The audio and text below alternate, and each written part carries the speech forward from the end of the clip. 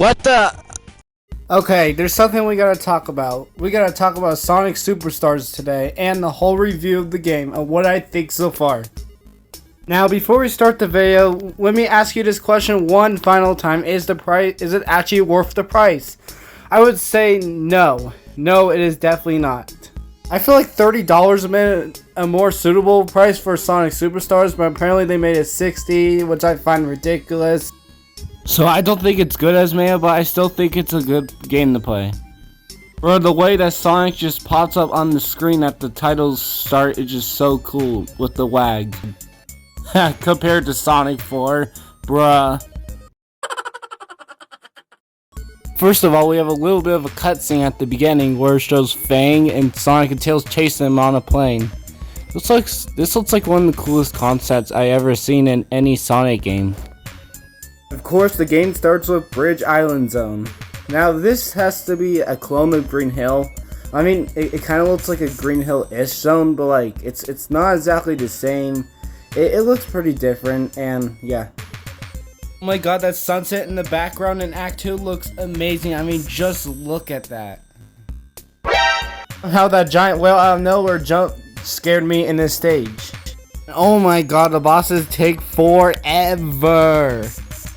2,000 years later. The next zone is Speed Jungle Zone. I'm not disappointed in this zone design. In fact, I think this is one of the best designs I've ever seen in a Sonic game. Just look at that sliding animation. Even have this world map thing where you could just go explore the different acts and choose any act. Honestly, think this is the coolest thing I ever seen. Anyways, back to talking about the gameplay. Also, the bosses are complicated sometimes, but eventually you'll figure out how to hit it. And yeah, this boss was really difficult in my opinion. But the bosses, they still take 2,000 years later. This next zone will remind you of Sky Sanctuary from Sonic 3 Knuckles. And next is Sky Temple Zone. Basically a clone of Sky Sanctuary, basically. I mean, just compare it to Sky Sanctuary, for example. And there's a difference right there. There's also this really cool section where there's a tornado going on. It's so like unique and cool, but I just like it a lot. Oh my god, this boss is actually the funnest boss I ever fought in Sonic Superstars. I like how it just makes you go up. Zone is Carnival Night. Guys, I'm just kidding. It's Pinball Carnival. So probably like, Sega, we're tired of the pinball zones. Why can't it go away? Well, I mean, it's just part of the Sonic process. So we gotta keep pinball forever. I don't think that it's an annoying zone, to be honest.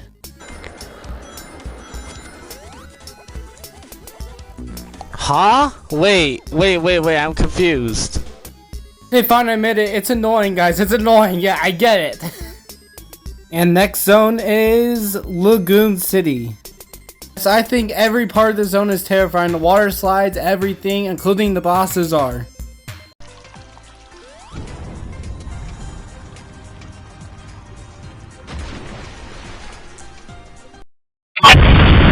Okay, the most less annoying boss in the game, I think, so far is this jellyfish boss. He's the easiest boss I've ever fought in any Sonic game up to date.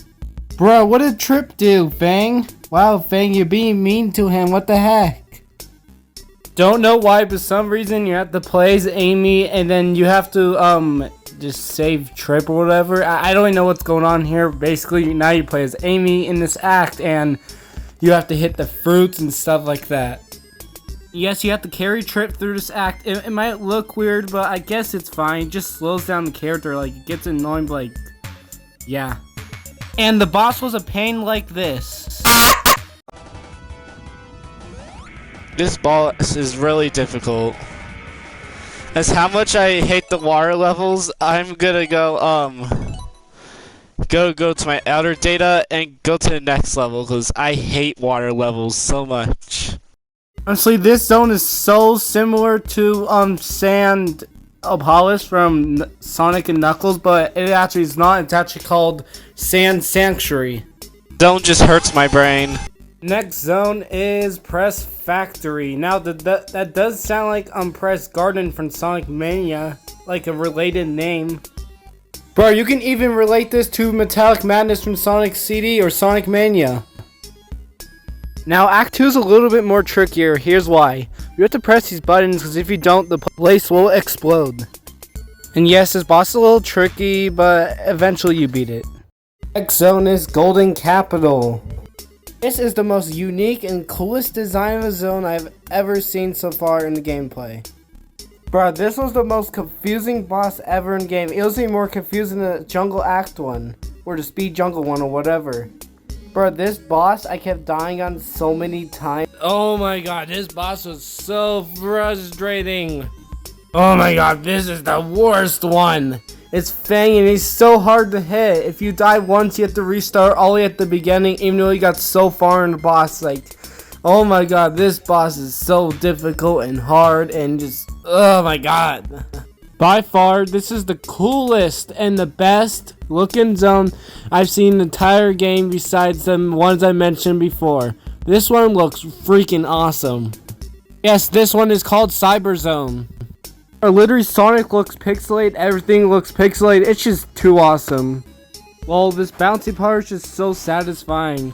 Yes, the boss actually reminds me of the boss from Sonic Mania when you were in Stardust Speedway. Ladies, let's talk about the next zone.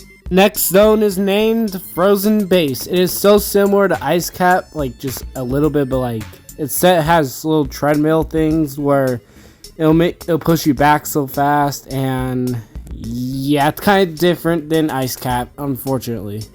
Act 2 is similar to the game Space Shooter, where all you do is hit all the targets and shoot random enemies here. That's basically what you do in Act 2 of Frozen Base. Then on to the final zone, which is Egg Fortress Zone. There are these tricky areas where you have to escape before you fall and die, so you gotta be really careful in these areas as soon as they're shaking and falling, and yeah. All of a sudden in Act 2, everything's just gonna reverse on level. I mean, watch in just a second.